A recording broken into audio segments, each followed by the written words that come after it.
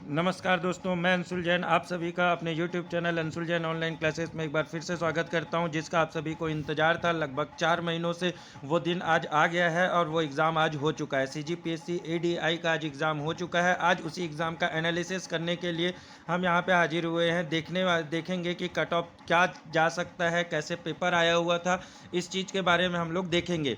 ठीक है, और जो मैथ्स के सॉल्यूशंस का वीडियो है वो कल आ जाएगा आप लोगों के लिए। पूरे डिटेल में सॉल्यूशन हम आप लोगों को दे देंगे, लेकिन उसके पहले आज ये एनालिसिस करना आप लोगों के लिए बहुत ज़्यादा ज़रूरी था। आज का पेपर जब लोगों ने देखा होगा तो उनके दिमाग में सबसे पहला जो एक रिएक्शन आया होगा वो कुछ इस प्रकार का होगा, है ना। और उसके बाद जब आगे बढ़े होंगे और जब मैथ्स के क्वेश्चंस भी देखे होंगे तो उनका रिएक्शन फिर से कुछ आया होगा और वो इस प्रकार का कोई रिएक्शन रहा होगा आप लोगों के लिए। बिल्कुल ऐसा ही रिएक्शन आप लोगों का रहा होगा। अब देखते हैं कि क्यों ऐसा रिएक्शन रहा होगा, पेपर कैसा आया था क्या नहीं था, सब चीज़ें हम आज इसमें डिस्कस करेंगे। तो चलिए चलते हैं आगे। और इसमें सबसे पहले दोस्तों जो आज का जो पेपर था उसमें सबसे बड़ी चीज़ जो यहाँ देखने को मिली, छत्तीसगढ़ के जो 50 क्वेश्चन थे उसमें से लगभग 30 से 35 क्वेश्चन ऐसे आए थे, एकदम मतलब लप्पा जो बोल सकते हैं वैसे क्वेश्चन आए हुए थे। और जो कम पढ़े होंगे एग्ज़ाम में वो भी इस क्वेश्चन को पक्का में सॉल्व करके आए हैं।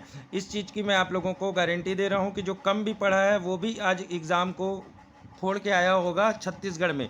और जो थोड़े अच्छे पढ़े होंगे वो 35 की जगह हो सकता है 40 से 42 क्वेश्चन भी कर गए होंगे। 40 से 42 क्वेश्चन तक भी जो अच्छा पढ़ के गया होगा वो क्वेश्चन करके आया होगा। ये छत्तीसगढ़ जीके की बात कर रहा हूँ मैं। आगे देखते हैं, कुछ उलट हुआ, कुछ चीज़ें अलग हुई। उसमें अलग अलग क्या हुआ, मैथ्स और रीजनिंग के मिला के टोटल 46 से 47 क्वेश्चन आप लोगों को आए हुए थे।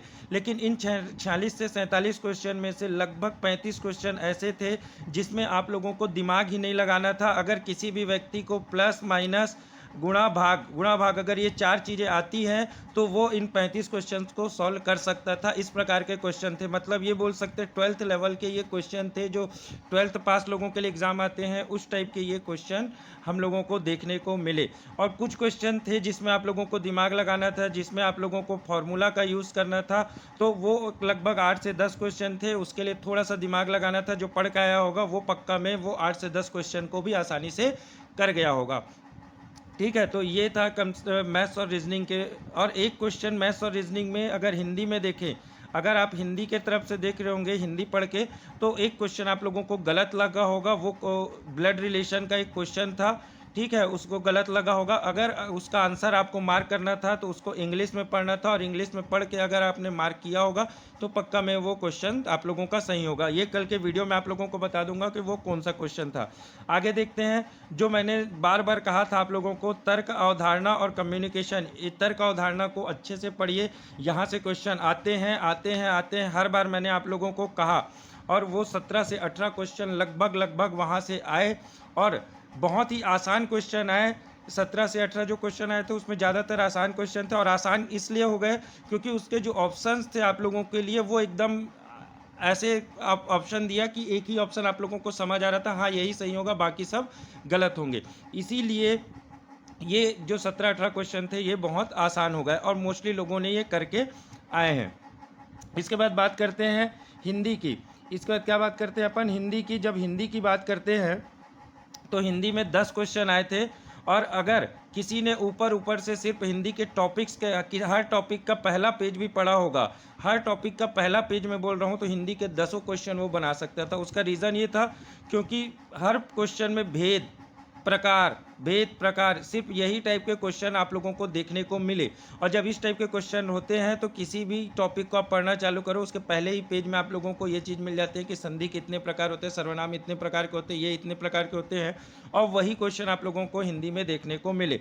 इंग्लिश में मैं आप लोगों को जो इंपॉर्टेंट टॉपिक्स बताया था उसके बाहर एक भी क्वेश्चन नहीं गया। आप लोगों को बोला था टेंस पढ़िए, प्रीपोजिशन पढ़िए, ठीक है, ये सब चीज़ें बोला था और वही सब चीज़ आई, एक्स्ट्रा कुछ भी नहीं आया। टेंस और प्रीपोजिशन पढ़ के जो गया होगा पूरा इंग्लिश के 10 क्वेश्चन बना सकता था। ऐसा इंग्लिश का आप लोगों के लिए देखने को मिला। इसके बाद बात करते हैं, सीजी बोली के 10 क्वेश्चन आए थे जो एक नॉर्मल था, उसमें से आप 7-8 क्वेश्चन आप कर सकते थे। सीजी बोली से 7 से क्वेश्चन तो कर सकते थे। कंप्यूटर के 5 क्वेश्चन आए थे, कंप्यूटर के 5 क्वेश्चन भी नॉर्मल आए थे। कुल मिला के जो ओवरऑल पेपर था वो जो ज़्यादा पढ़ने वाले और जो कम पढ़ने वाले दोनों को एक लाइन में ला के खड़ा कर दिया है। अब जब इस एक लाइन में ला के खड़ा कर दिया है तो इसमें जो कुछ क्वेश्चन जीके के और कुछ क्वेश्चन मैथ्स के, ये दो चीज़ें आप लोगों के जो कुछ कुछ क्वेश्चन हैं वो आप लोगों का डिफरेंस क्रिएट करेंगी। साथ ही साथ जो गलती कम करेगा वो इस पेपर में बाजी मार जाएगा। याद रखना, जिसने गलतियां कम की होगी वो इस पेपर में बाजी मार जाएगा। अब बात करना है आप लोगों को जो सबसे ज़्यादा जिनकी आप लोगों को चिंता रहती है वो है कट ऑफ की। अब कट ऑफ का क्या है, जो मेन जो कट ऑफ का जो रिलेशन है वो आप लोगों के एग्ज़ाम से ही रहता है। एग्ज़ाम नॉर्मल आया था, जो अच्छे पढ़ने वाले हैं उन्होंने मिनिमम 120 से 125 क्वेश्चन तक कर गए होंगे। मैं आप लोगों को बता रहा हूँ, जो अच्छे पढ़ने वाले हैं 120 से 125 क्वेश्चन आराम से कर गए होंगे, और हो सकता है कुछ लोगों ने तो 130 132 क्वेश्चन भी किए होंगे। इसका सीधा सीधा साफ ये कट ऑफ दिख रहा है, जो अभी के एक प्रथम दृष्टया जो हम लोग को देखने में समझ आ रहा है कि जो कट ऑफ है वो लगभग 240 टू 250 के आसपास रह सकता है, क्योंकि पोस्ट कम है। मिनिमम इसके आसपास कट ऑफ रह सकता है, जो अभी देखने को मिल रहा है। आगे भी अब एनालिसिस करेंगे, लोगों से पूछेंगे तो और भी चीज़ें समझ आएंगी, तब कट ऑफ के बारे में पूरा डिस्कशन करेंगे। लेकिन ये जो चीज़ें हैं वो अभी देखने को मिल रही है।